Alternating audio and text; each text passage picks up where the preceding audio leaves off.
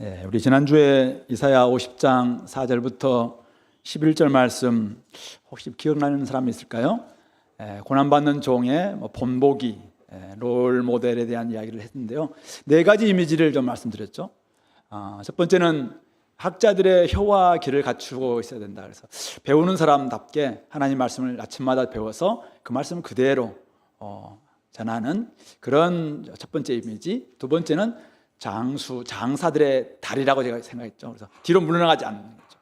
거역하지 않는 이런 맷집, 뚝심 이런 것들이 아마 필요하다. 세 번째는 부싯돌 같은 얼굴.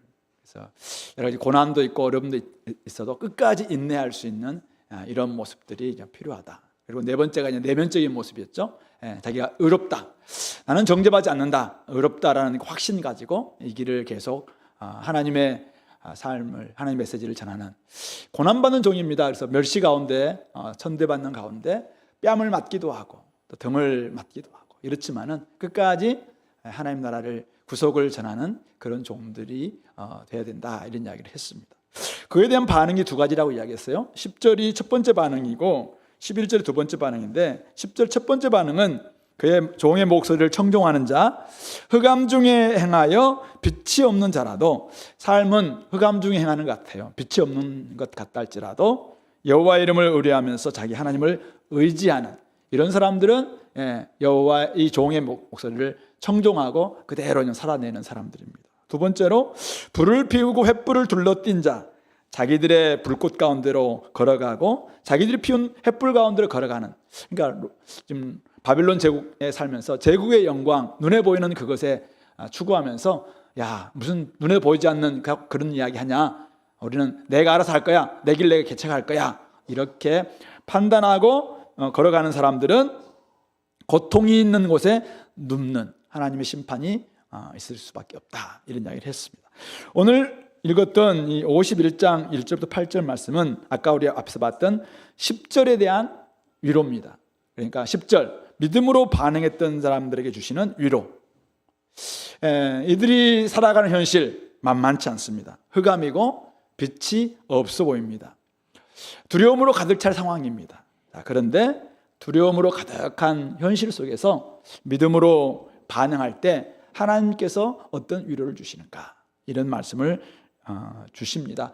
물론 이제 바로 이것이 위로다, 바로 단도직입적으로 바로 이야기하기보다는 어떤 요인이 작용해서 이들이 믿음으로 반응할 수 있는가, 그리고 그렇게 믿음으로 반응한다면은 또 어떤 결과를 가져오는가, 이런 것들 한번 이야기해 줍니다. 이걸 통해서 오늘 혹시 우리가 살아가는 현실 속에서 우리를 두렵게 하는 일들이 있다면은 이 속에서 우리가 어떻게 믿음으로 좀 반응하며 나아가야 될까, 이런 것들 한번 생각해 보도록 하겠습니다.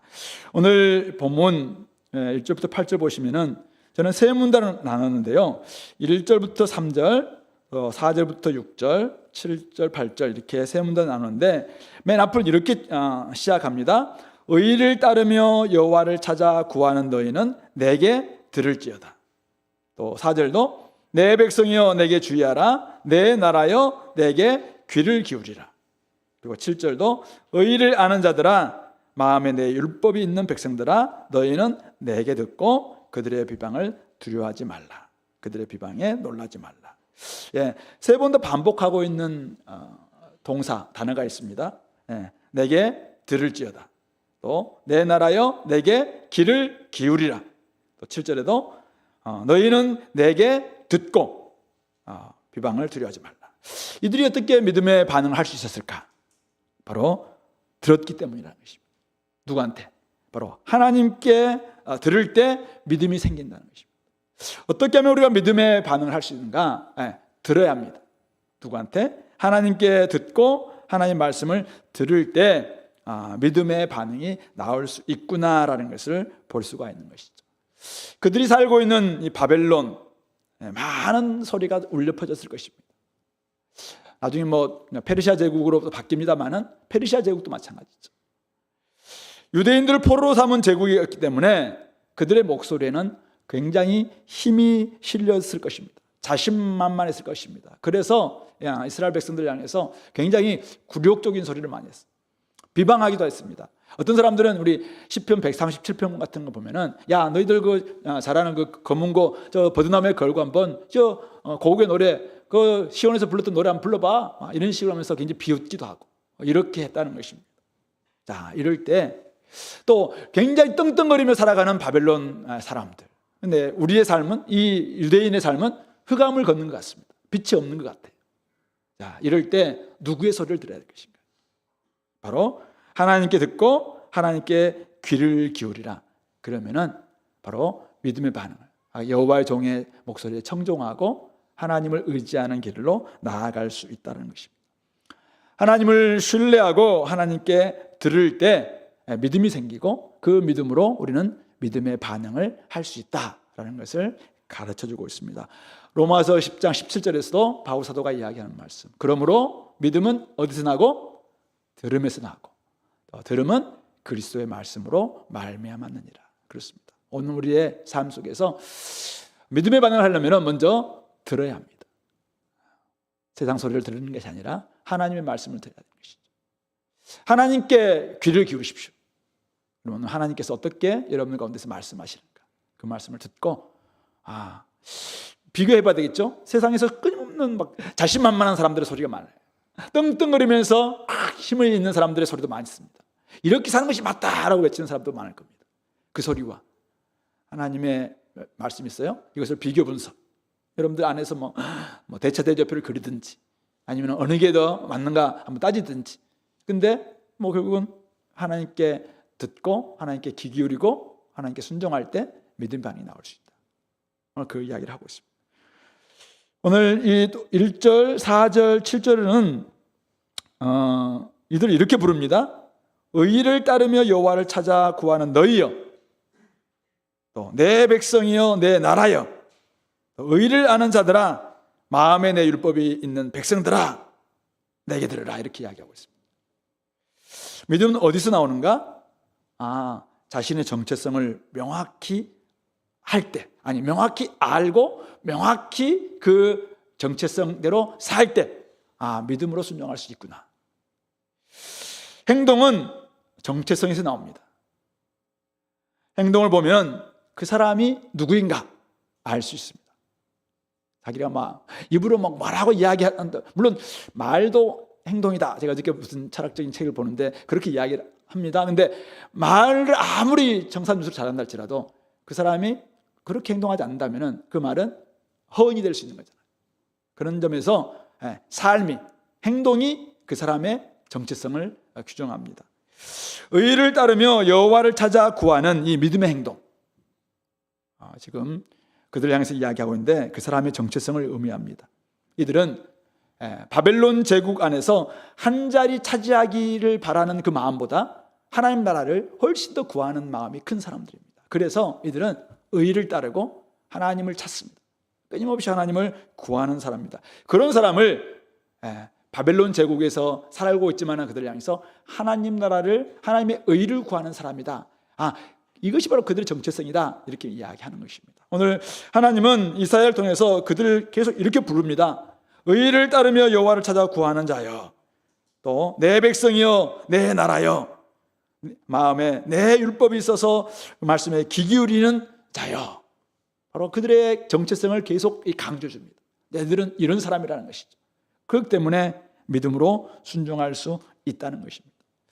주은혜교회 성도는 어떤 사람입니까? 주은혜교회 성도는 어떤 사람이, 누가 주은혜교회 정체성을 가진 사람이죠? 주은혜교회는 어떤 교회입니까? 하나님을 알아가고 알려주는 교회죠.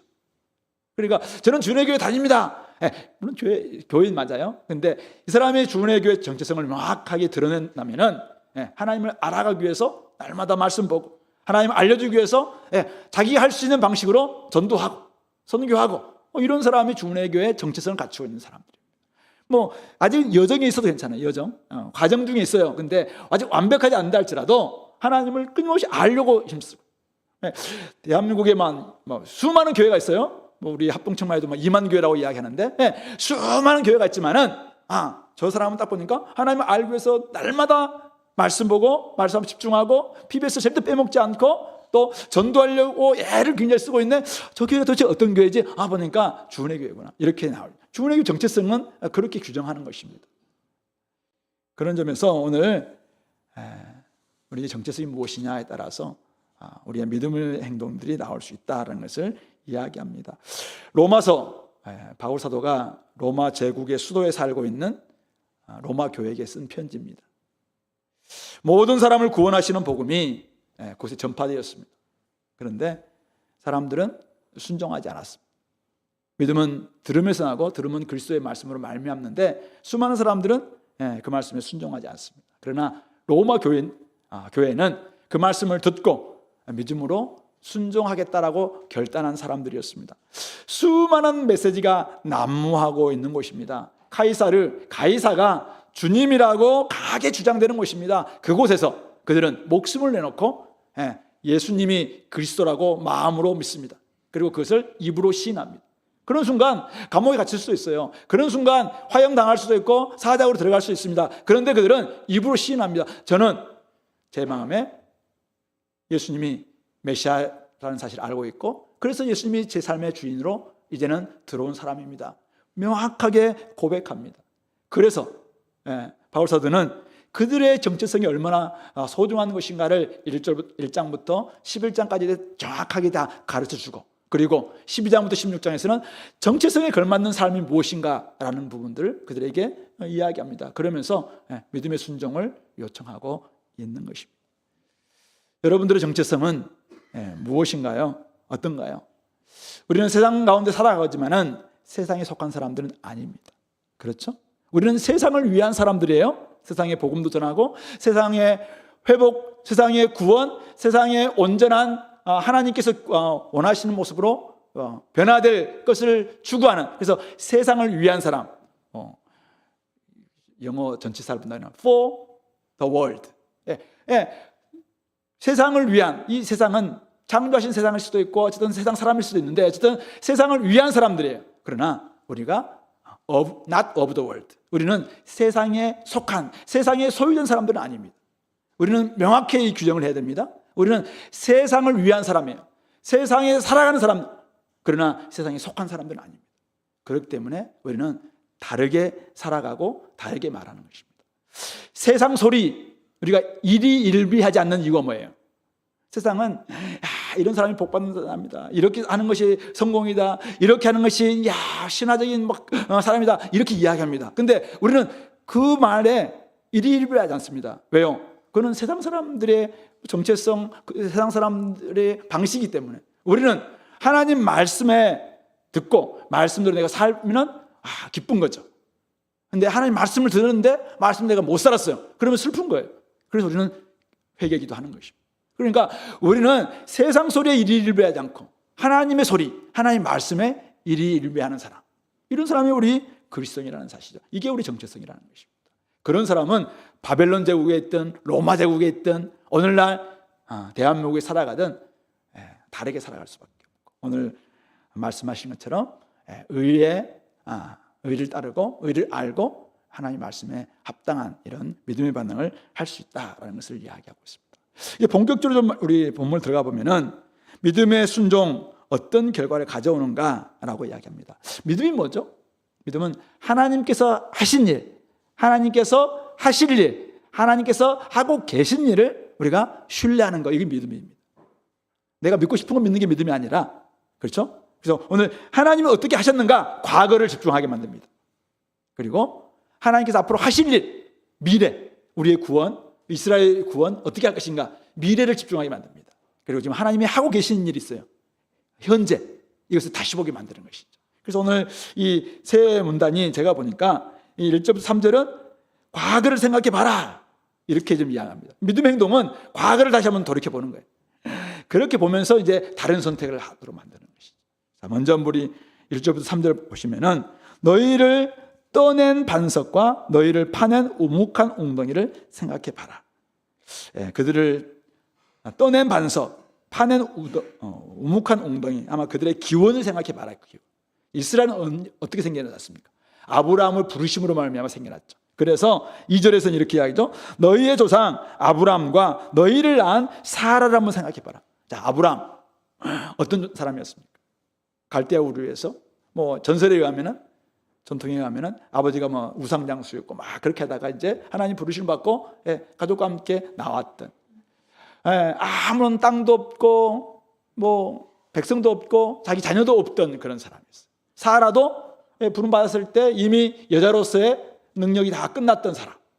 그런데 어떤 일이 벌어졌다고요? 아브라함이 혼자 있을 때, 혈혈단신일 때 내가 여호와께서 그를 부르고 그에게 복을 주어 창성하게 하였느니라. 이스라엘이 지금 현실이 어떻습니까? 시온이 엉망진창이라는 것입니다. 3절 보시면은 시온 현재의 모습은 황폐한 곳들입니다. 황폐한. 또 그 사막과 같고 광야와도 같습니다. 아니, 여호와의 종은 예루살렘을 회복한다 이야기하는데 지금 현실은 황폐하고 사막과 같고 광야와 같고 한마디로 황무다. 현실만 너무 자꾸 보니까, 근데 이 모습들이 영원히 막 지속될 것 같거든요. 이때 이제 이사야가 들려준 말씀을 묵상해 보는 것입니다. 그러니까 과거를 한번 돌이킵니다. 그러면서 하나님이 하시는 말씀이 3절이죠. 나 여호와가 시온의 모든 황폐한 곳들을 위로할 것이다. 사막을 에덴 같게, 에덴 동산 같게, 그 광야를 여호와의 동산 같게 하였나니. 이미 이건 기정사실이에요. 아직은 황폐한 가운데 있습니다. 근데 이미 내가 했다라고 이야기하고 있습니다. 그러면서 그 가운데 기뻐함과 즐거움과 감사함과 창화하는 소리가 있으리라, 그렇게 말씀하고 있습니다. 저는 물을 마시고 여러분들은 잠을 깨고, 분위기가 되게 좀 잠자기 딱 좋은 분위기예요, 그죠? 저의 목소리 또한 여러분들 아마 잠을 부추기는 목소리인 것 같아요. 곳곳이 막 오늘따라 많이 주무시는 것 같은데요. 좀 꺼야 될 것 같은데. 한번 우리 자신을 한번 돌아봅니다. 다른 때는 잘 안 졸았어요, 2부 시간에는. 근데 오늘은 많이 좋은 거 보니까 2부에 오기 전까지 굉장히 많은 노력을 한 것 같아요. 여러분들이 부대끼는 모습들. 설교를 지금 끝내고 싶은 마음이 약속했는데 시온의 현실은 이스라엘의 시작과도 같아요. 사막과 광야와 같습니다. 인생의 겨울이 찾아와서 계속 될 것만 같습니다. 그러나 여호와께서 아브라함과 사라를 통해서 회복시켰듯이 시온에게도 봄을 준비하신다, 그렇게 말씀하고 있습니다. 나 여호와가 시온의 모든 황폐한 것들을 위로하겠다. 그래서 그 가운데 기쁨과 즐거움, 감사와 창호하는 소리를 내게 하겠다, 그렇게 이야기합니다. 시작 자체가 은혜라는 것입니다. 시작 자체가 너무나 은혜였어요. 우리 시작은 너무 미약했다는 것입니다. 너무나도 보잘것 없었어요. 근데 결국은 믿음으로 순종할 때 하나님의 큰 위로를 받았던 것입니다. 아브라함의 자손들이 막 일어나서 남유다와 북이스라엘로 나눠졌고, 물론 불순종함으로 말미암아 망하긴 했지만은 그들이 이스라엘 과거가 어땠느냐, 기원이 어땠는가, 시작이 어땠는가, 원래 너무나 적은, 그리고 너무나 부족한, 연약한 가운데 있었지만은 그렇게 하나님께서 하시지 않았는가라는 것입니다. 처음부터 대단하지 않았습니다. 우리도 마찬가지죠. 우리도 마찬가지입니다. 그런 점에서 구원의 길이 좀 멀어 보이긴 합니다. 그러나 하나님께서 주도하신다면 충분히 위로를 경험할 수 있고, 기쁨과 감사, 즐거움과 창호하는 소리가 울려 퍼질 수 있다는 걸 이야기합니다. 두 번째 4절부터 6절에서는 이제 미래를 좀 내다보게 합니다. 미래를 내다보면은 우리가 선택지가 어디 해야 될지 명확해질 거라고 이야기하죠. 자, 내 백성이여 좀 주의해라. 또 내게 귀를 기울이라. 이미 율법이 내게서부터 나갈 것이다. 내가 내 공의를 만민의 빛으로 세울 것이다. 하나님의 지금 공의가 만민의 빛이 됩니다. 그래서 내 공의는 가깝고 내 구원은 나갔은즉 내 팔이, 여호와의 팔이 만민을 심판할 것이다, 이렇게 이야기합니다. 미래, 지금은 바벨론 제국이 지금 이들은 잡고 있습니다. 근데 미래는 어떻게 될 것인가? 하나님께서 심판하실 것이라고 이야기합니다. 소음들이 여호와를 앙망하여 내 팔을 의지하리라. 그러면서 하늘로 눈을 들고 그 아래 땅을 한번 살펴봐라. 하늘이 연기같이 사라지고 땅은 옷같이 헤어질 것이고 거기에 사는 사람들은 하루살이같이 죽으려니와. 하나님의 시작된 이 구원은 영원히 있고 하나님의 공의도 폐하여지지 않을 것이라고 말씀하고 있습니다. 하늘과 땅은 없어지겠지만은 하나님이 시작하신 말씀은 영원하고 하나님의 구원, 하나님의 공의는 만민의 빛이 되어서 명확하게 이것을 비출 것이라고 이야기합니다. 하나님의 공의가 심판의 기준입니다. 지금은 바벨론이 막 득세하고 바벨론이 영광스럽겠지만 하나님이 지금 만민의 빛으로 하나님의 공의를 딱 세우셨습니다. 그러면 이 공의에 맞지 않는 것은 심판당할 수밖에 없는 것입니다. 그러므로 지금 망하고 있는 이스라엘은 왜 망했느냐 이죠. 하나님의 공의에 그들이 어울리지 않았기 때문에 망했던 것이죠. 그러므로 하나님의 구원 받으려면 죄를 회개하고 이 공의에 합당하게 살면 되는 것입니다. 그러므로 미래를 알면 지금을 어떻게 우리가 행동해야 될지 알 수가 있습니다. 미래 하나님께서 온 땅을 지금 옛 땅과 옛 하늘들은 다 사라질 수 있어요. 그러나 새 하늘과 새 땅이 임하는 그날 하나님의 공의가 살아있을 것이고 하나님의 구원은 명확하게 드러나게 될 것입니다. 그러므로 지금 어떻게 행동하시 맞겠는가? 나에게서 나온 이 말씀을 듣고 율법을 나에게서 나온 이 말씀을 듣고 이 말씀 앞에서 제대로 반응해라. 그렇게 이야기하고 있는 것이죠. 세 번째가 7절 8절인데 비방당하고 있는 현실을 다시 보라는 것입니다. 그래서 의를 아는 자들아 마음에 내 율법이 있는 백성들아 너희는 내게 듣고 그들의 비방을 두려워하지 말라. 그들의 비방 놀라지 마라. 자, 가만히 이제 현실을 봤습니다. 현실을 보니까 왜 자기들이 이 두려워하고 있는가? 이 사람들이 너무 잘 사는 것 같으니까. 이 사람들이 너무 힘이 있어요. 이 사람들이 절대 망하지 않을 것 같이 딱 보여요. 그러니까 막 두렵습니다. 이들이 하는 비방도 맞는 것 같고 우리가 굴욕당한 모습이 진짜 나에게 힘이 없는 것 자체가 뭐 하나님의 힘이 없어서 그런 것처럼 느껴집니다. 그러니까 막 두려움이 생기는 것이죠. 놀라기도 하고. 근데 오늘 현실을 다시 보게 합니다. 야, 저들의 비방, 저들의 지금 우리를 굴욕하는 그 말들. 자, 근데 저들은 어떻게 되는데 8절이죠. 옷같이 좀이 그들을 먹을 것이고 양털같이 좀벌레가 그들을 먹을 것이다. 이들이 지금 왜 두렵냐면은 좀이 먹을 옷 때문에 두려워해요. 아니, 좀벌레가 먹을 양털이 없어서 두려운 거예요. 바빌론 사람들은 막 럭셔리한 옷을 입고 뭐 양털로 만든 막 이불을 덮고 살면서 막 거적대기 좀 덮고 살고 있는 포로된 이스라엘 백성들을 향해서 막 조롱하거든요. 근데 오늘 현실 다시 보게 만드는데 착시현상이라는 거, 이거는 착각이라는 거죠. 왜냐하면 저들은 좀이 먹을 존재들이라는 거죠. 근데 좀이 먹을 존재들인데 옷 좀 잘 입고 있어요. 좀벌레가 먹을 양털. 근데 그들과 같은 모습 속에 우리가 뭐 그것 때문에 내가 좀 부러워하고 있고 그것 때문에 두려워하고 있고 그것 때문에 내가 막 놀라고 있고 그게 좀 없어서 그게 영원한 것처럼 생각하면서 영원한 건 뭐라는 거예요? 밑에 보니까 나의 공의는 영원히 있겠고 나의 구원은 세세 미친다. 현실을 다시 보라는 것입니다. 네가 지금 두려워하고 있는 그 현실을 한번 다시 봐라. 저들이 영원한 존재들이냐? 영원한 존재들이냐? 아니라는 것입니다. 누가 이 현실을 좀 주관하고 있는지 믿음의 눈으로 봐라. 그렇게 말씀하고 있습니다. 여러분들이 알고 있는 고대 제국들, 옛날에 우리 이스라엘을 400년 동안이나 지배했던 이집트 제국, 지금 어디 있습니까? 이집트 있죠. 근데 제국은 아니죠. 지금은 그 나라의 GDP가 얼마나 되는지도 잘 모를 정도입니다. 뭐 아수르 제국, 북이스라엘을 멸망시켰던 사네립 막 이런 왔을 때 히스기야 왕도 막 두려워하고 했던 그 사네립 지금 어디 있어요? 아수르 제국은 지금 어디 간 거예요? 아수르를 멸망시켰던 바벨론 제국, 바벨론을 멸망시켰던 뭐 메데 파사 제국, 그리고 헬라 제국, 로마 제국, 또 뒤에 나중에 신성 로마 제국, 또 뭡니까? 오스만 제국, 또 뭡니까? 뭐 해가 지지 않는 나라 어디입니까? 대영 제국 다 어디 간 거예요? 어디 갔어? 영원할 것 같은 그들이 사실은 하루살이처럼 주님의 관점에서 보면은 그냥 한 점에 불과, 경점에 불과. 그 하루살이와 같은 그런 것 때문에 내가 지금 두려워하고 있는 거잖아요. 우리가 하나님 나라 백성인데 영원한 하나님 나라에 지금 속해 있는데도 불구하고 그 하루살이와 같은 그것 때문에, 그리고 하루살이들이 지금 입고 있는 그 옷이 없어서. 하루살이가 무슨 옷을 입고 있죠? 잘 모르겠는데. 예, 하루살이가 좀 덮고 있는 그 양털 이불이 없어서 내가 지금 막 두려워하고 있는 그걸 다시 보라고 이야기하고 있습니다. 다니엘은 바벨론 제국에 살면서 꿈을 꿉니다. 영원히 무너지지 않는 하나님의 나라를 바라봅니다. 그래서 그가 두려움에서 벗어납니다.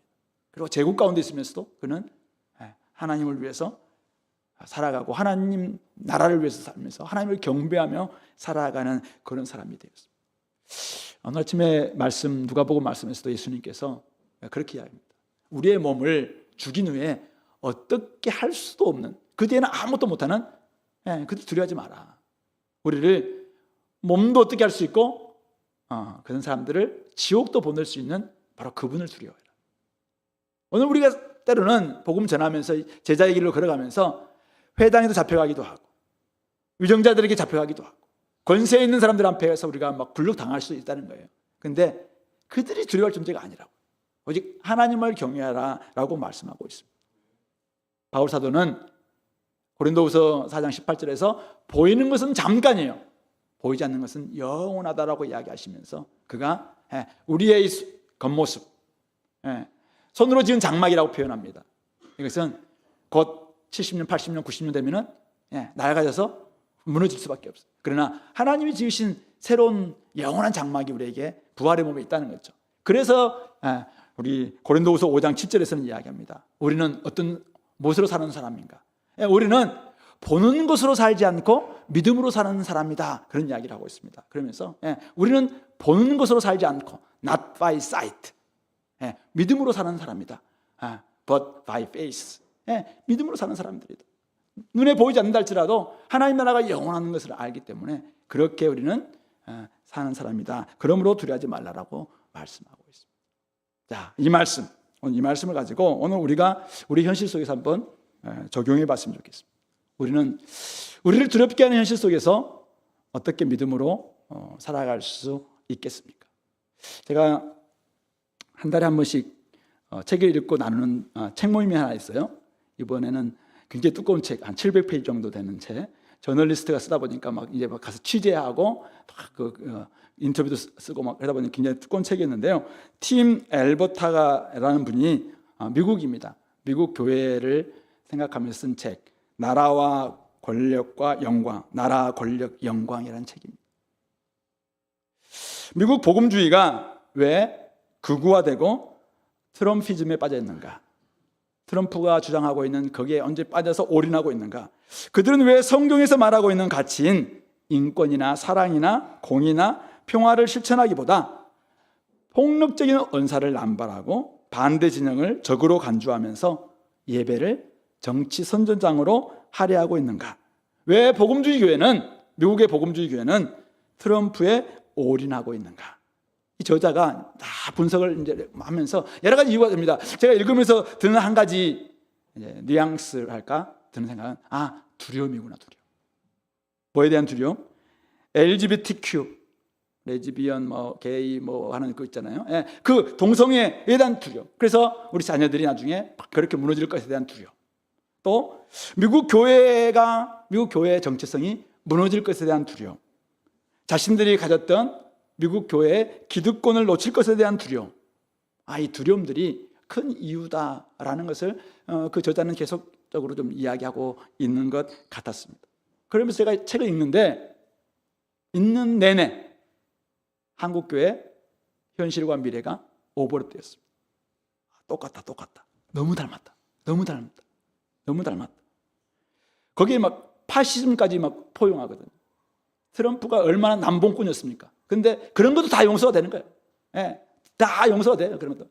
이 트럼프면 얼마 된다. 근데 오늘 우리 삶 가운데서도 파시즘까지 포용하면서 우리도 막 나오고 있습니다. 광장에서 외치는 오늘 우리 여러 교회들의 메시지 어디에도 복음의 정신, 하나님 나라의 가치, 성육신의 방식은 찾아볼 수가 없는 이런 모습들이 지금 굉장히 노정되고 있습니다. 우리에게도 굉장히 두려움이 있는 것이죠. 어떤 누구에게 넘어가는 순간 공산화될 수도 있겠다는 두려움이겠죠. 또 우리 자녀들이 동성애와 이런 여러 가지 것들에 우리가 뭐 내 때 자녀들, 우리 자녀들이 정체성이 다 무너질 것에 대한 두려움이 우리가 있을 것 같습니다. 또 우리가 차별금지법도 막 우리가 이제 반대하고 있지만 어쨌든 거기서 말하고 있는 우리가 나중에 차별당할 것에 대한 이 두려움들 우리 가운데 분명히 있지 않겠는가 이런 생각을 하게 됩니다. 그러면서 나는 어떤가? 제가 MBTI 말고 애니어그램이라는 이제 기질 검사하는 게 있는데 제가 6번 유형이거든요. 여러분 아마 잘 모를 수 있어요. 거기에 이제 6번은 굉장히 충성하는 사람이에요. 충성하는 사람. 완벽하게 뭔가 진실하게 막 하는 있으면 최선을 다하는 MBTI의 제의가 만땅인 이유가 제가 거의 제의가 만땅인데 그 이유가 제가 이런 것 때문이다. 근데 그것의 약점 중에 하나가 6번의 약점 중에 하나가 두려움이거든요. 왜 이 사람이 이렇게 충성하고 있는가?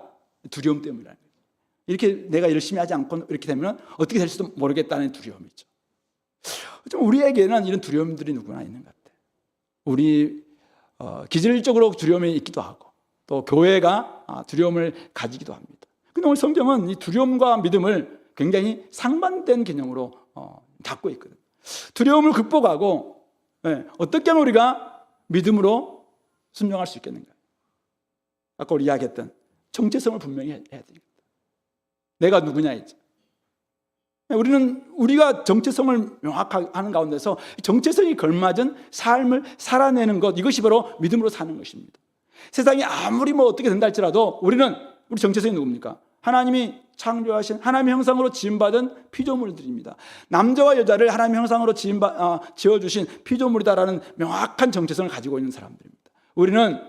그렇기 때문에 우리는 세상이 어떻게 돌아가도 교회는 끊임없이 우리는 남자와 여자로서의 정체성을 가지고 결혼하고 그거에 따라서 우리가 살아가는 이런 사람들입니다. 우리는 하나님을 의지하고 하나님의 구원과 공의만이 온 세상의 유일한 희망이다, 빛이다 라는 것을 믿는 정체성을 가진 사람들입니다. 그래서 세상이 뭐라고 이야기한다 할지라도 그런 메시지에 우리가 같이 혼인에 대해서 교회 이름 빼고 자기가 개인 시민이라면 자유인 누구라면 괜찮아요. 근데 교회 이름으로 그렇게 해서는 저는 안 됩니다. 안 된다 생각해요. 그런 점에서 우리는 하나님의 구원과 공의만이 만민에 비치고 유일한 희망이다, 소망이다라는 이것을 명확히 하는 것, 이게 굉장히 중요합니다. 하나님을 내가 절대적으로 신뢰한다면은 그 하나님의 신뢰하는 그 모습으로 정체성에 걸맞은 모습을 분명히 해야 된다. 우리 직장 생활에서 내가 왜 좀 자꾸 두려워하는가? 내가 누구냐이죠. 나는 하나님 나라 백성이냐? 아니면 세상 나라 시민이냐? 우리 이중적인 정체성을 가지고 있긴 하지만은 내가 누구냐이죠. 내가 진짜 하나님 나라를 믿는 사람들 맞나? 난 천국 믿는 사람 맞나? 모든 것을 땅이 다 망한다 할지라도 새 하늘과 새 땅이 임한다는 것을 내가 명확하게 믿는 그런 정체성을 가지고 있는 사람은 그렇게 행동하는 것입니다. 그렇게 해서 자기의 정체성을 명확히 해야 될 것입니다. 성에 대한 정체성뿐만 아니라 나의 주님은 누구신가?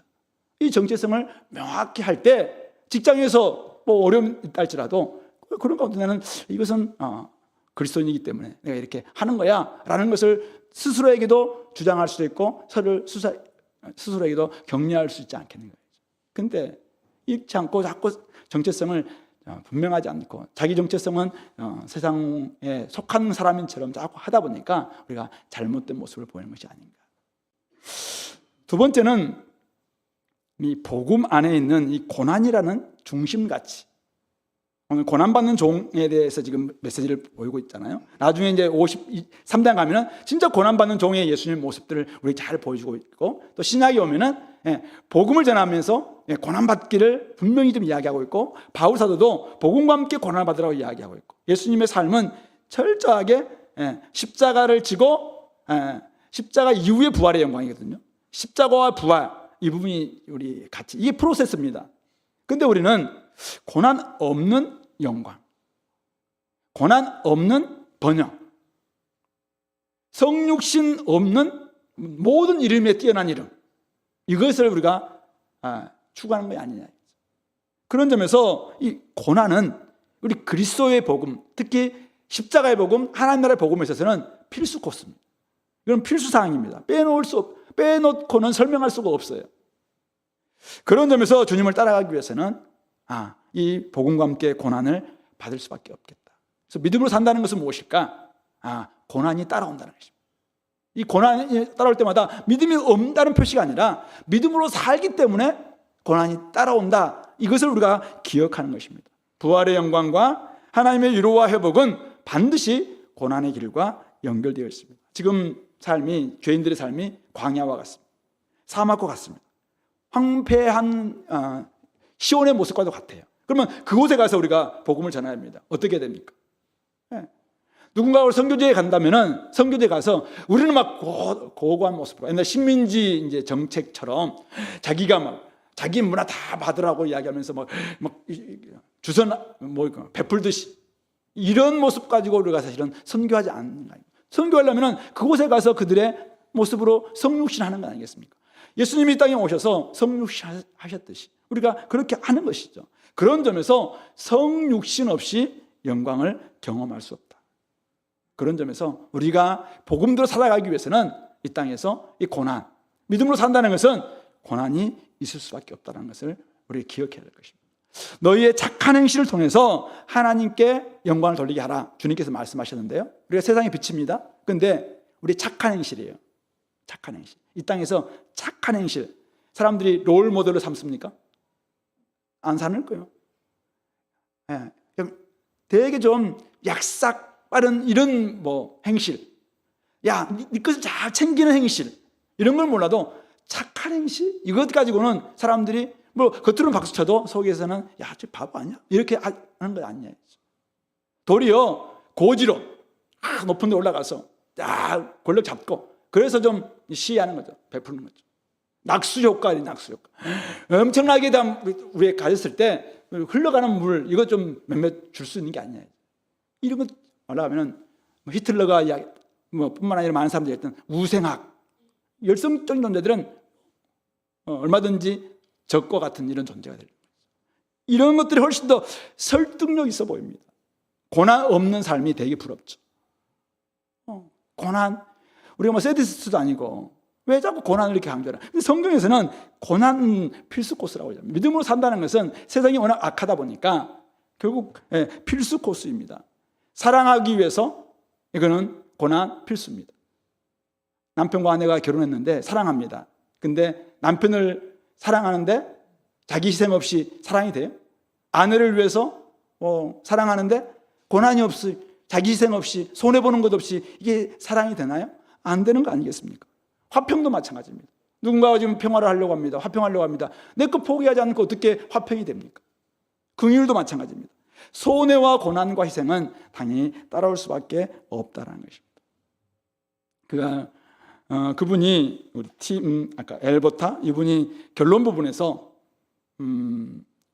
게임 이론을 하나 이야기하더라고요. 저는 잘 모릅니다. 게임을 잘 모르는데 유한 게임과 무한 게임이 있다 이렇게 이야기하더라고요. 유한 게임은 야구, 체스 이런 것처럼 요즘 온라인 게임에서도 적이 있고 누가 선수인지, 누가 지금 여기 플레이어인지, 아니면 누가 적인지 명확하게 결정이 되고 승패도 명확하게 드러나는 게임, 이것을 유한 게임이라고 해요. 근데 무한 게임은 선수가 누구인지, 누가 지금 적인지, 승패 뭐가 패배인지 뭐가 승리인지 잘 모르는 게임. 교육이 이제 그분은 교육 같은 게 무한 게임이라고 이야기하는데요. 이미 우리나라에서는 교육도 유한 게임처럼 느껴지는데 어쨌든 그렇게 이야기합니다. 그러면서 교회는 철저하게 무한 게임을 해야 될 존재다. 이 무한 게임은 적이 누군지 잘 모릅니다. 적은 사실은 명확하죠. 눈에 보이는 혈과 육은 적이 아닙니다. 그들이 선수가 아니에요. 그래서 지금 정치 진영에서는 서로 막 적인 것처럼 막 하고 있지만 이거는 유한 게임을 하고 있기 때문에. 근데 교회는 무한 게임을 하는 사람들이에요. 얼마든지 그들은 선수가 되다가 선수 빠지기도 하고 막 이렇게 된다는 것이죠. 누가 선수 잘 몰라요. 진짜 뒤에 감춰져 있는 배후 세력은 따로 있기 때문에 그렇죠. 그런 점에서 이 무한 게임의 승리는 뭐냐면은 자기가 이전보다 자라나는 것. 예전에 내가 이 정도였는데 이것보다 내가 조금 더 자라나게 되었다라고 할 때 이것을 승리다, 성공이다라고 볼 수 있다는 것입니다. 그런 점에서 오늘 우리 교회는 복음과 함께 고난받는 삶을 사는 것 자체를 실패라고 여기서는 안 됩니다. 이것을 패배라고 여기서는 안 됩니다. 도리어 그리스도의 본을 따르지 않는 삶, 이것이 바로 패배입니다. 우리는 하나님의 정체성을 가지고, 하나님 나라의 정체성을 가지고 살아가는데, 내가 복음과 함께 고난 받아야 되는데 뭐 고난을 피하면서 요리조리 피하고 다녀. 그래서 나는 성공했다. 성공이 아니라는 거예요. 도리어. 그런 점에서 주님께서 판단하실 줄을 믿고 우리의 믿음으로 고난을 계속 걸어가는 것이 맞지 않겠는가. 오늘 우리 작년부 구역의 날입니다. 구역대회가 있는 날인데요.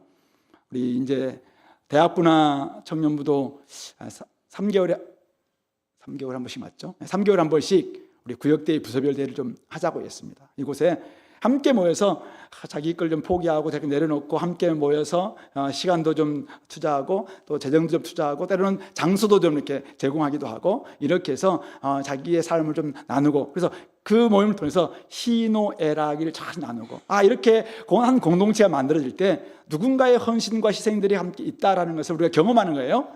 그리고 그런 모습들을 경험하면서 한번 9월이나 12월쯤에는 자기의 친한 친구들, 이런 공동체를 한번 보여주고 싶다. 이런 사람들은 교회 전도 집회는 혹시 못 들어올 수 있어도 그 모임에 한번 데려오는 거예요. 그러면은 우리가 밖에 나가서 저기 뭐 캠프장에서 할 수도 있겠고 아니면은 어떤 카페에서 할 수 있겠죠. 그곳에 와서 함께 삶을 나누는 이런 모습들을 하는 것입니다. 근데 이렇게 구역대회를 하나 하더라도 거기에 고난, 자기 희생, 섬김, 이것은 사실은 당연히 있을 수밖에 없다는 것입니다. 하나의 공동체가 만들어지려면은 한 아이를 키우는데 한 마을이 필요하다, 이런 말 들어봤잖아요. 그런 것처럼 한 아이가 지금 울고 있어요. 그러면은 마을이 그 아이를 돌보기 위해서 애쓰는 것처럼 우리 공동체가 온전한 하나님 나라의 공동체 되기 위해서는 여러 사람들의 희생이 함께 모아질 때 거기에서 공동체가 만들어질 수 있고, 그러면서 거기서 서로 위로를 받고 또 하나님 회복도 경험할 수 있는 것이 아닌가.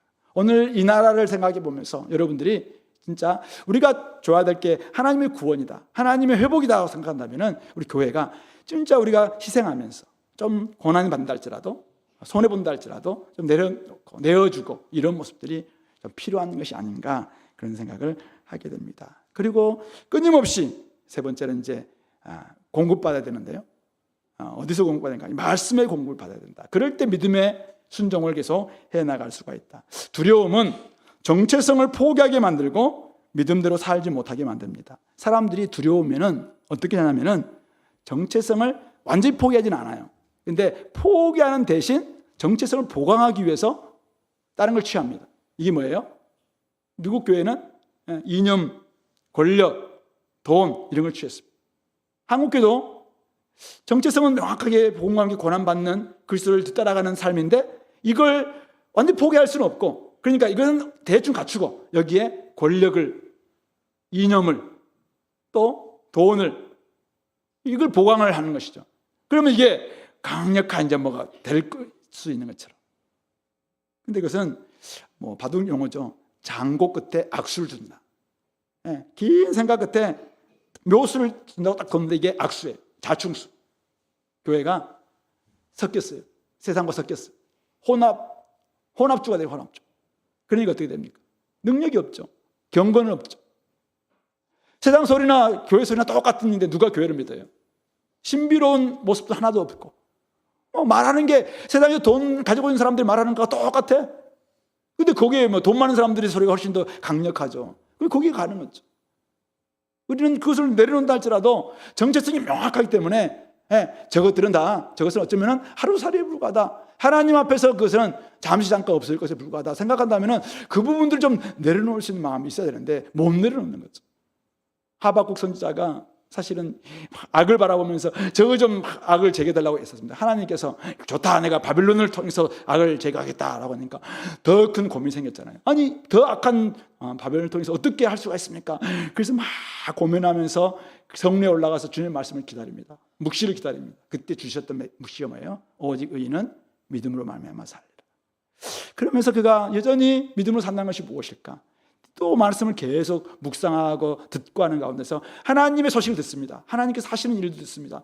세상 나라를 다 어떻게 하나님께서 심판하시는지, 만민의 팔이 되셔서 만민의 빛이 되셔서 어떻게 공의로 심판하시는 모습을 보여줍니다. 유다의 나라도 다 멸망하는 거예요. 남유다도 멸망당하는 거예요. 외양간에 소가 없어요. 우리의 양이 없어요. 무화과 나무에 무화과가 없어요. 밭에 소출이 없어요. 그런데 누가 남아있어요? 여호와 하나님이 계십니다. 그래서 그 여호와 하나님을 생각하니까 이제는 기뻐하고 즐거워하겠다라고 찬양하는 모습으로 바뀌는 모습.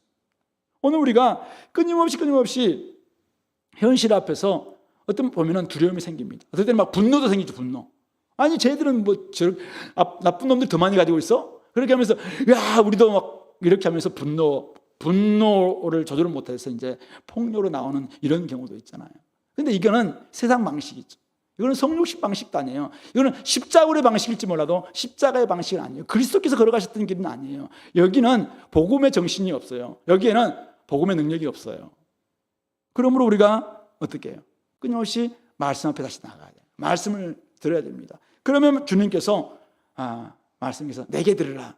야 너의 과거를 생각해봐. 너의 앞날이 어떻게 될 것인가 한번 생각해봐라. 네 현실을 한번 생각해봐라. 예.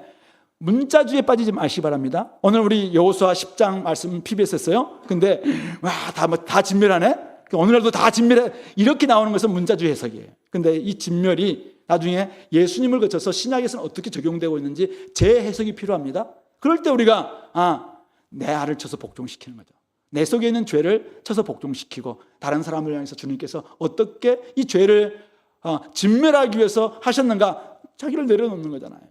그런 모습으로 우리가 신약에 오면은 이것을 다시 해석할 필요가 있는 것이죠. 그런 점에서 성경을 과거, 현재, 미래의 관점 속에서 제대로 보고 끊임없이 공급받아야 됩니다. 요즘 보고서를 보니까 우리 직장 생활에서 열심히 막 이렇게 살려고 발버둥치고 있는 우리 지체들이 있다라는 이런 소문을 저한테 이렇게 적어주는 조장님들이 종종 있으세요. 그래서 뭐 들으면서 제가 마음이 되게 기쁘더라고요. 예, 실패할 수도 있어요. 근데 막 분투하고 있다. 막 칭찬하고 싶어서 칭찬. 예, 정말 잘하고 있습니다. 성공하지 못할 수도 몰라요. 그러나 두려움 때문에 우리는 실패하거든요. 두려움 때문에 타협하거든요. 두려움 때문에 같이 막 더 크게 막 악을 갚겠다 이런 태도도 보이거든요. 근데 이들은 때로는 위축돼요. 근데 두렵죠. 근데 어떻게 합니까? 여전히 하나님의 말씀에 귀 기울인다는 거예요. 하나님께 시선을 고정하면서 하나님 제 아시죠? 이렇게 하면서 하나님 앞에 다시 말씀을 공급받아요. 그러니까 시각이 바뀌는 거잖아요. 이렇게 사는 게 맞구나. 눈물 나요. 막 어떤 손해봤다는 생각도 들고 이렇게 하는 게 막 억울하기도 하고. 근데 성경을 다시 보니까 주님께 칭찬해 주시는 거죠. 맞다. 야 그렇게 사는 게 맞다. 착하고 충성된 자나 나중에 더 큰 것을 너에게 주겠다. 이렇게 말씀하시니까 거기에 뭐 힘을 또 얻는 거잖아요. 저는 우리의 삶이 이래야 된다고 생각합니다. 그래서 우리가 때로는 세상과 똑같아지면은 어떻게 됩니까? 우리가 세상인데 교회도 세상이고 세상도 세상이라면 어디에 소망이 있겠습니까? 달라진 모습, 다른 모습 가지고 나아가야죠. 복음이 오늘 우리가 있다면은 우리 지난주에 봤던 것처럼 부싯돌 같은 얼굴 좀 가지고 막 빛을 좀 내는 거죠. 원래 가진 건 별로 없어요. 근데 주님을 딱 믿기 때문에 가능한 거잖아요. 주님께서 저들을 심판하시겠다고 이야기하고 있으니까 만민의 빛이신 하나님의 공의가 살아있다면은 영원하신 하나님의 공의가 살아있다면은 하나님의 구원이 영원하다면은 지금 득세하고 큰소리치고 있는 저 악한 사람들은 하나님이 심판하실 것이다. 나는 어떻게 나의 길을 가겠다. 주님의 길을 가겠다. 개인주의로 나올 말이 아니라 여전히 복음의 길로 나가. 복음대로 사는 것입니다. 믿음으로 산다는 것은 손해보는 것입니다. 믿음으로 산다는 것은 잃어가는 것입니다. 믿음으로 산다는 것은 내 것을 내려놓는 것입니다. 그럴 때 아무도 없는 빈터가 될 수 있어요. 근데 하나님 우리에게 주신 것은 차고 넘칩니다. 영원하신 보화가 우리에게 있고 기업의 풍성함은 너무나도 지극히 크고 하나님이 우리에게 마련한 정말 하늘의 보화는 너무 큰 것이죠. 그것을 얻을 것이냐 아니면 좀이 먹고 좀벌레 먹힐 그것 없어서 내가 자꾸 타협하면서 나갈 것이냐. 스스로 한번 돌아보시고 나의 정체성, 내가 이 고난의 길을 걸어가는 것 이거 올바른 태도구나 생각해 보시고 끊임없이 말씀을 통해서 내게 들으라, 내게 귀 기울이라 하고 있으니까 주님의 말씀에 귀 기울이면서 이 길을 걸어가는 우리 공동체 되시길 바랍니다. 믿음의 선택지가 딱 보일 겁니다. 그때 딱 한 발 내딛으십시오. 그럴 때 여러분들이 용기가 나서 그 다음에 또 갈 수가 있는 거죠. 그렇게 첫 발 내딛는 게 중요한 거니까 그렇게 살아가시기 바랍니다. 같이 한번 기도할까요? 오늘 말씀을 좀 생각하시면서 하나님, 이 땅에서 내가 보여야 될 행동은 무엇입니까? 내가 캠퍼스에서, 직장에서, 가정에서 우리 자녀들 양육하면서 내가 보여야 될 믿음의 행동이 무엇입니까? 나의 정체성을 명확하게 도와주시고 내가 하나님의 말씀을 귀 기울이 도와주시고 복음으로 사는 길에 고난이 온다 할지라도 하나님 끝까지 내가 복음으로 사는 저희들의 삶 되게 되려고 같이 기도하겠습니다.